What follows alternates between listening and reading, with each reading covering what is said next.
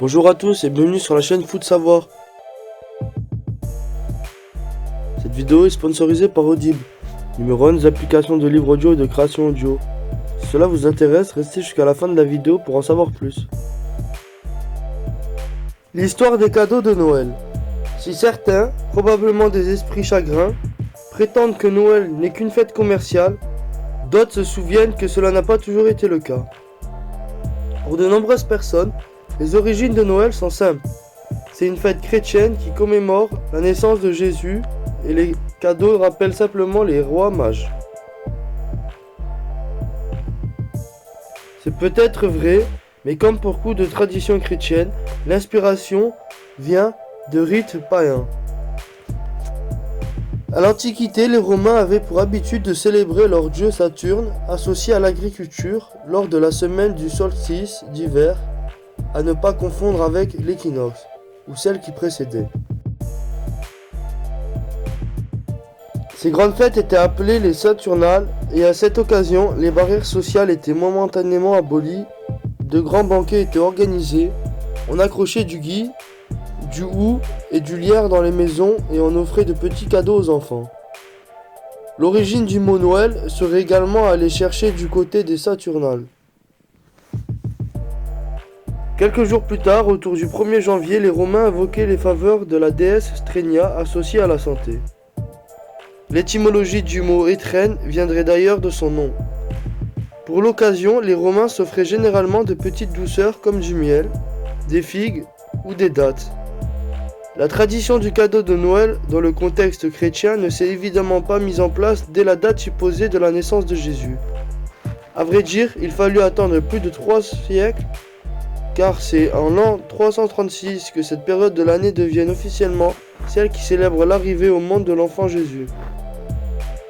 L'échange de présents est un rappel de l'arrivée des rois mages et des cadeaux qu'ils offrirent à l'enfant. De l'or, de l'encens et de la myrrhe, considérés comme très précieux à l'époque. Au fil des siècles, l'échange de cadeaux s'est finalement décidé le 6 décembre, jour de la Saint-Nicolas, largement fêté dans le nord de l'Occident.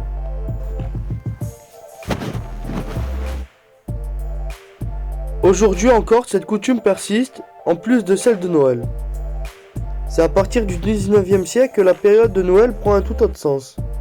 Dans son livre de cadeaux de Noël, Histoire d'une invention, Martine Perrault impute ce basculement à l'avènement d'une bourgeoisie qui souhaite mettre l'accent sur les vertus familiales et le rassemblement des générations. Elle l'explique d'ailleurs très bien. Alors que l'attachement aux enfants prenait une vigueur nouvelle et que leur éducation devenait un souci collectif majeur, le cadeau de Noël prenait l'allure d'une sorte d'offrande chargée de sentiments et de vertus morales. À mesure que les valeurs familiales instaurées par la bourgeoisie prennent le pas sur les traditions chrétiennes, Noël se détache de plus en plus de la naissance de Jésus pour devenir la célébration des enfants. L'échange de cadeaux, même entre adultes, devient alors un moyen de tisser et de restaurer les liens familiaux. Or, à cette époque, un autre phénomène prend de l'ampleur, l'arrivée des grands magasins.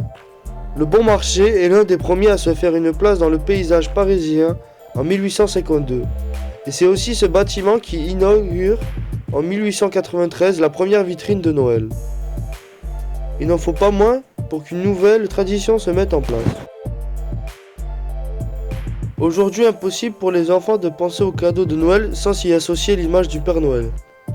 Si un débat fait toujours rage sur sa capacité à faire ses livraisons en une nuit, le vieil homme randouillard que nous connaissons est à tout à fait récent. Il doit son existence à deux phénomènes conjoints, l'influence des États-Unis sur le monde occidental à partir du milieu du XXe siècle et la déchristianisation de l'Europe. Les États-Unis sont le produit de plusieurs siècles d'immigration de populations européennes ayant apporté leurs traditions avec eux. Si Halloween est une fête importée directement d'Irlande, l'existence du Père Noël proviendrait surtout de l'immigration de peuples nordiques qui auraient émigré aux États-Unis en apportant avec eux l'image de Saint Nicolas. Popularisée par Coca-Cola, qui ne l'a pas inventée, l'image du Père Noël telle que l'on connaît se développe après la Seconde Guerre mondiale et la mise en place du plan Marshall dans une Europe dévastée. Aujourd'hui, c'est l'un des symboles les plus populaires de Noël. Merci d'avoir visionné cette vidéo jusqu'à la fin. Si tu as soif de savoir, de connaissances et que tu vas apprendre tout en te divertissant, les plus de 400 000 livres et enregistrements audibles sur tous sujets confondus sont faits pour que tu puisses t'instruire et suivre tes activités en même temps.